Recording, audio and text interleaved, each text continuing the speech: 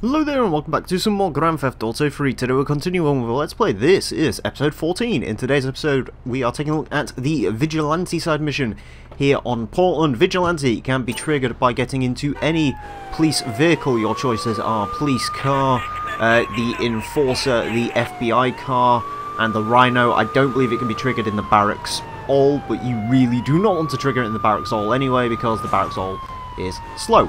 Anyways, Vigilante involves basically getting 20 criminal EKIAs on each island, those being Portland, Staunton and Shoreside Vale. There is the hard way to do this and the way you're supposed to do it, and then there's the easy ways to do it, which I will show you in a second. So, essentially I'm showing you the way this is supposed to be done. You're essentially supposed to pit maneuver the car, bringing it to a complete stop. Now, this can work in something like the Rhino, where you can essentially blow cars up as soon as you hit them, or, you know, FBI car, Enforcer, which is also another good one. That one is quite a strong car. And then you're either supposed to run them over or essentially, you know, drive by them. That is the other way. However, if you do this, you will be changing police cars all the time. One thing to mention is 20 criminal EKIs do not need doing in a row. It is like Firefighter. You can essentially postpone and start this mission as much as you want, but at the end of the day, if you get 20 criminal kills, you get 20 criminal kills, and you are rewarded every 10 criminal kills with a police bribe at your hideout, which means you're going to get 2 total for doing it on Portland, 4 total for doing it on Staunton, and then finally the huge 6 for doing it on Shoreside Vale, meaning that you can basically evade a 6-star wanted level instantly, which is very useful. Stops you going from like pay and spray, especially if you're in an emergency vehicle, which most of the times in a police station probably will be, because you'll need to change cars quite often. Anyways, yeah, as you can see, this guy is in a Cheetah, which is a very hard car to catch, and he's just doing... you can sort of see the issues with doing it this way. It's very pointless, it's very bollocks, it's not very good. I believe I only do this for like the first 3 criminal kills, and then eventually I use the better tactic, which I'll show you in a minute. But yeah, it's kind of hard to pit maneuver as well. Again, you got to sort of bring the car to a complete stop, but the game, quite often the AI will just drive away. I think you need to be within a certain distance of the car in order to get him to do what he's supposed to properly do. As you can see, this guy just doesn't want to stop, and then eventually we ran him into a stallion, and then he finally gets the memo. He's only got a baseball bat. The criminals do carry weapons, which is something worth pointing out, and also you can get police attention during this. So you can see here I do have a wanted level, which is, yeah, something which cannot be avoided during this mission, because you are only taking the suit of the war, you are not taking the actual power of the war, I guess, if that's the way to... I don't know.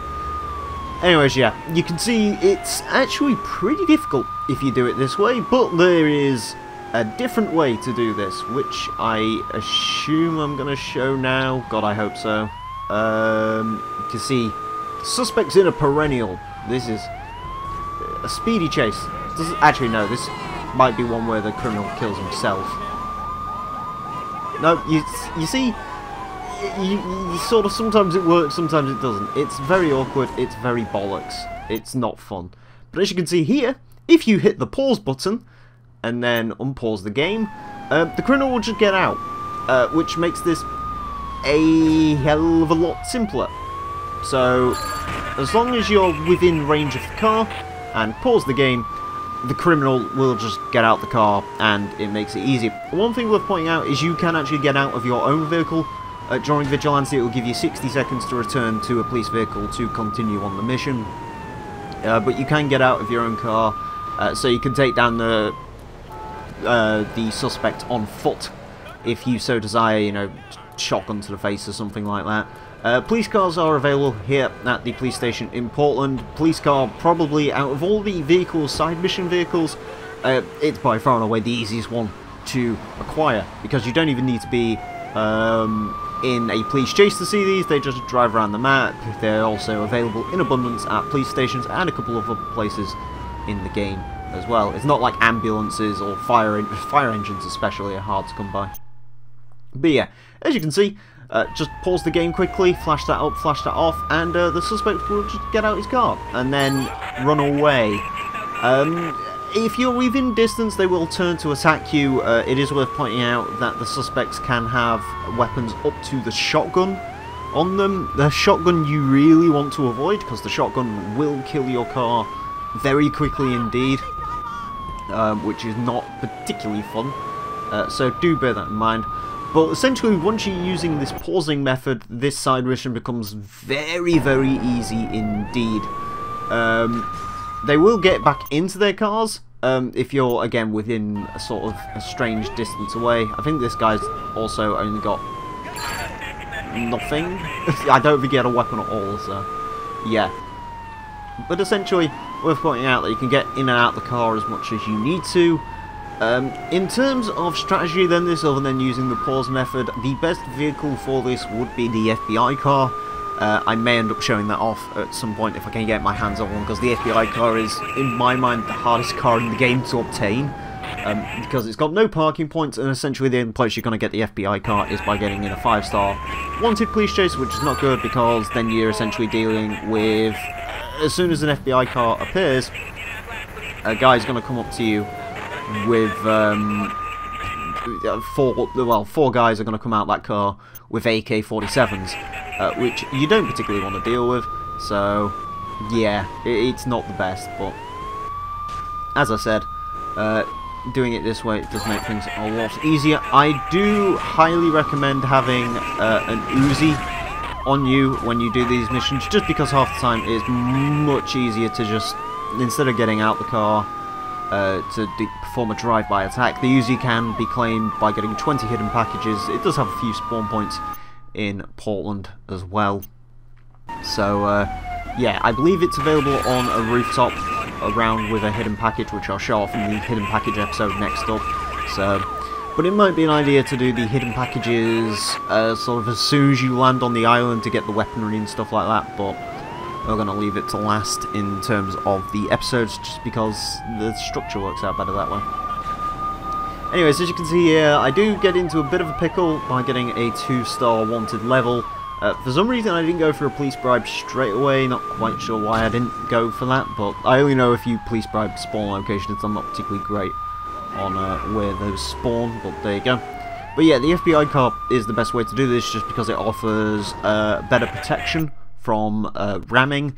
It also offers a higher top speed, much quicker acceleration, a little bit more agile handling, maybe a little bit harder to keep control of, but that is an idea. If you are a terrible driver and you're also going for the ramming technique, the Enforcer could be an idea as well. That car does offer increased protection against rams at the cost of course, your speed, your straight line speed, and so on and so forth.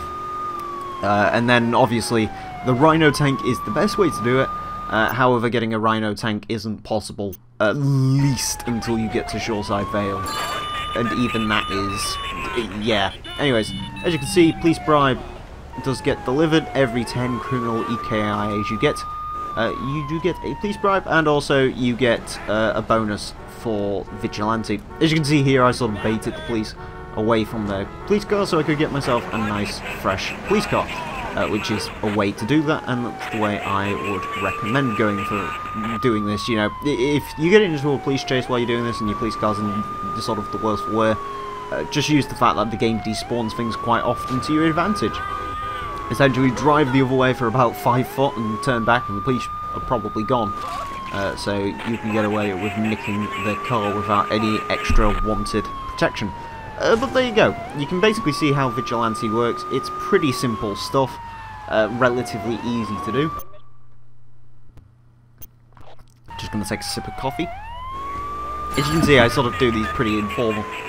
Just because, I mean, with these ones you kind of get the idea within the first bit, but, you know, I do like to show the whole thing. Anyways, speaking of which, what I'm going to do now is just speed up the footage, because you essentially get the point of this at this point.